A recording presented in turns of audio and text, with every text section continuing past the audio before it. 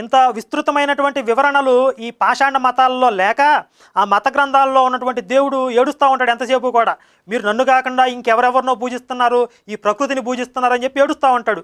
ఆ పూజిస్తున్నారు ఏంటంట, నీకు వచ్చిన నొప్పి ఏంటి, నీ బాధ ఏంటి, నీకేం తక్కువైపోతుందంట పూజిస్తే. ఇప్పుడు మధ్యలో ఏ ప్రవక్తలను ఎవరో ఒకరిని పంపించి మీరు వెళ్ళి చూడండిరా, వాళ్ళు నన్ను కాకుండా ఇంకెవరినో పూజిస్తున్నారు, వాళ్ళకి చెప్పండిరా బాబు నన్ను పూజించమని చెప్పి ఈ మెసెంజర్లను పంపిస్తూ ఉంటాడు.